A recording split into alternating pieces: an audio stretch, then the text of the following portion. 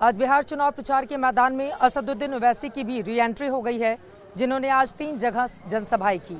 AIMIM उम्मीदवारों के लिए वोट मांगते हुए ओवैसी महागठबंधन और एनडीए दोनों पर जमकर बरसे। उन्होंने जंगलराज से लेकर चुनाव में मुस्लिमों की अनदेखी तक को लेकर हमला बोला है।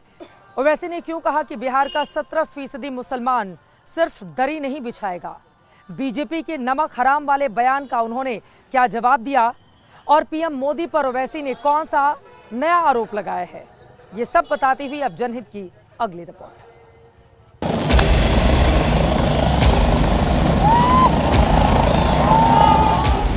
बिहार के चुनाव मैदान में असदुद्दीन ओवैसी आज जब उतरे तो उनका स्वागत करने के लिए गोपालगंज सीट पर एआईएमआईएम के मंच पर मारामारी हो गई, अनाउंसमेंट करनी पड़ गई। मैं उनसे गायबाना ये गुजारिश करता हूँ कि ये प्रोग्राम आपका है, मैं जानता हूँ कि चाहत आपकी है देखने की, लेकिन कृपया आप लोग स्टेज खाली करें, वरना प्रोग्राम नहीं हो पाएगा। स्टेज खाली हुआ तो मंच पर असदुद्दीन ओवैसी के दर्शन हुए और फिर असदुद्दीन ओवैसी ने बोलना शुरू कर दिया तो मन की टीस बाहर आ गई। हम ये भी देखते हैं कि बिहार में जिसकी आबादी 3% की नहीं है, वो ये कह रहे हैं कि अब की बार उनका उप मुख्यमंत्री राजद से होगा, और जिसकी आबादी 17% है उनका कोई नामो निशान नहीं है। अगर कोई बिहार में ये कहता है कि अब के बार मल्ला का बेटा डिप्टी चीफ मिनिस्टर होगा, तो मैं पूरे आप तमाम से एक सवाल और एक फिक्र देकर जाना चाहता हूं कि क्या आदम का बेटा मुख्यमंत्री नहीं हो सकता? क्या अब्दुल का बेटा मुख्यमंत्री नहीं हो सकता? क्या मोहम्मद का बेटा मुख्यमंत्री नहीं हो सकता? ओवैसी सिर्फ इस बात से दुखी नहीं हो रहे हैं कि Mukesh Sahani deputy CM face कैसे बन गए, वो इस बात से भी दुखी हैं कि कोई भी पार्टी मुसलमानों को भाव ही नहीं दे रही है। 17% है और कितने टिकट दिए जाते हैं? जो 14% है उनको कितने टिकट मिलते हैं आप खुद देख लीजिए। 14% है तो 36% टिकट दिए जाते हैं। अब आप बताइए, जब असदुद्दीन ओवैसी ये बात करता है तो ये लोग हमको झूठा इल्जाम लगाते हैं कि वोट कटवा है, ये वोट काटने के लिए आया है। असदुद्दीन ओवैसी का दिल इस बात से भी दुखा हुआ है कि एक तो महागठबंधन और एनडीए ने मुसलमानों को इग्नोर कर दिया, ऊपर से बीजेपी नेता मुसलमानों को गालियां भी दे रही हैं। भाजपा है जो खुलेआम कहती है कि हम नमक हराम हैं।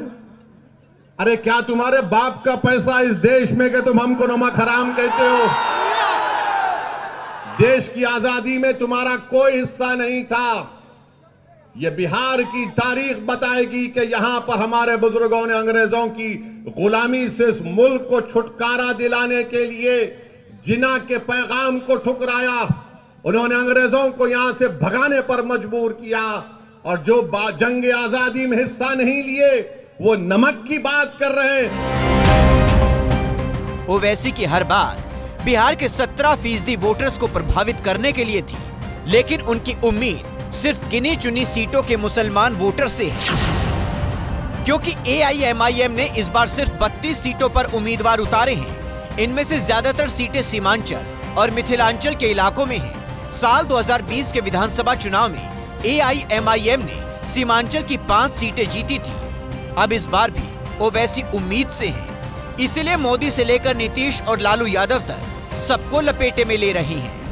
एक प्रधानमंत्री का दिल अहमदाबाद में अटका हुआ है, एक नीतीश कुमार का 20 साल से मुख्यमंत्री है, राजगीर में अटका हुआ है, एक राजद का लालू परिवार है, सिर्फ एक ही अपने बेटे में अटका हुआ है। बताओ कहां विकास होगा? ओवैसी कह रहे हैं कि किसी नेता ने बिहार के मुसलमानों का भला नहीं किया, सिर्फ एआईएमआईएम है जो समानता की बात करती है। वैसे समानता से याद आया, बिहार चुनाव में एआईएमआईएम के ही 5 नेता पार्टी छोड़कर दूसरी पार्टी में टिकट पकड़ चुके हैं। ओवैसी की पार्टी पर टिकट देने में भेदभाव का आरोप लगा चुके हैं। और ओवैसी कह रहे हैं कि जंगल राज बिहार में पहले भी चल रहा था और आज भी चल रहा है। याद रखिए, बिहार में जंगल राज अभी भी चल रहा है। एक जंगल राज था जब लालू के परिवार के लोग मुख्यमंत्री थे, दूसरा जंगल राज मोदी, नीतीश कुमार और फिर तेजस्वी जी कभी कभी शामिल हो गए तो जंगल राज चल रहा है। ये वो पहला पार्ट 1 था, ये पार्ट 2 चल रहा है। अब मजे की बात देखिए, आज ओवैसी जिस आरजेडी के राज को जंगल राज बता रही हैं, कुछ दिन पहले तक उसी महागठबंधन में कह रहे थे हमें भी अपने साथ शामिल कर लो। तो नहीं चाहते थे, अब वो उनकी जिम्मेदारी, हम अपना चुनाव लड़ेंगे। बताइए, जिस तरीके से आप मुकेश साहनी को डिप्टी सीएम बनाया गया, आप लोगों को कोई प्रतिनिधित्व नहीं दिया गया, आप क्या चाहते हैं? अगर जो हम तो मुकेश साहनी साहब उनके समाज को मुबारकबाद देते हैं कि वो 3% आबादी का हिस्सा रहकर भी उप मुख्यमंत्री बन रहे हैं और उन्होंने पैगाम दिया है उस समाज को जो 17% आबादी है, जब मल्ला का बेटा उप मुख्यमंत्री बन सकता है तो आदम का बेटा भी मुख्यमंत्री बनेगा इंशाअल्लाह। अब ओवैसी साहब की इस साफ गोई पर क्या ही कहा जाए, बस एक कहावत याद आती है, खिसियानी बिल्ली खंबा नोचे। चलिए चलिए अभी चलिए, अरे भाई आप चलिए ना।